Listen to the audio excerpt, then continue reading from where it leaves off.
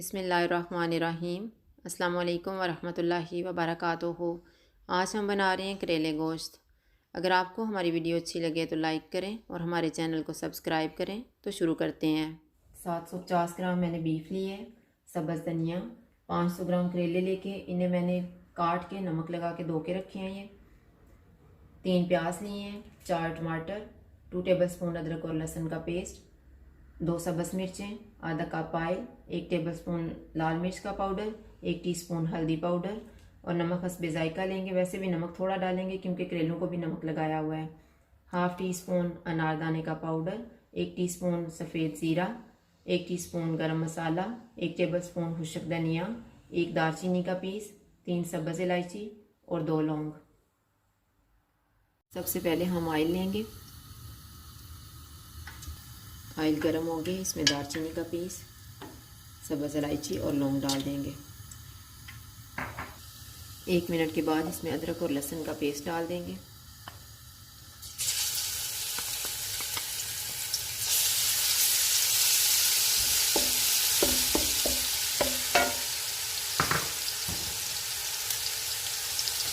और साथ ही हम बीफ डाल देंगे।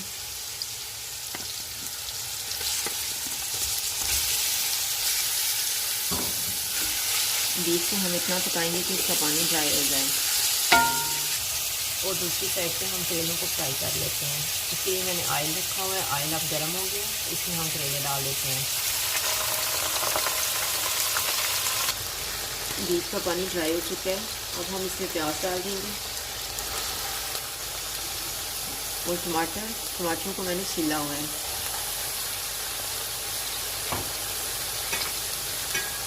सब्ज़ मिर्च,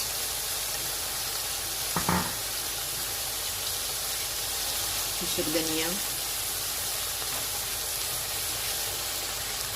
सफ़ेद ज़ीरा,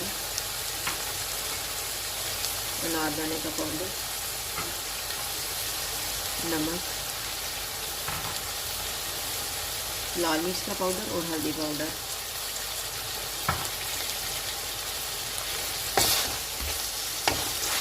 अब मैं इसमें 2 गिलास पानी डाल रही हूँ ताकि बीफ अच्छे से गल जाए।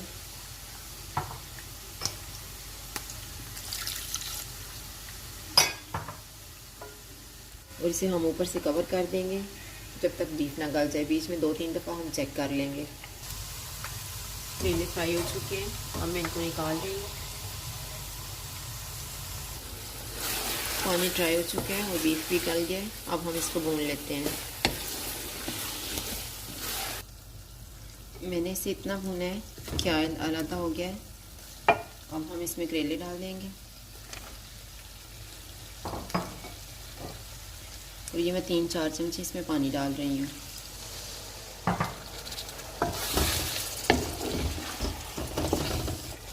अब मैं इसे 5 मिनट के लिए ऊपर से कवर कर दूंगी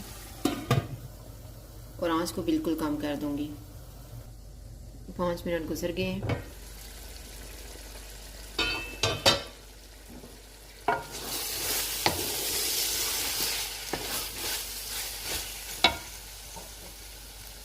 अब हम धनिया डाल देते हैं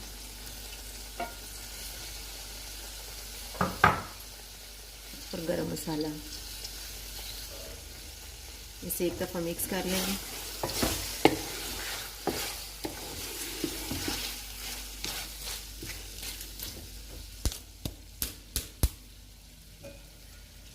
अब मैं 1 मिनट के बाद चूल्हा बंद कर दूंगी और इसे 5 मिनट के बाद डिश आउट कर लूँगी।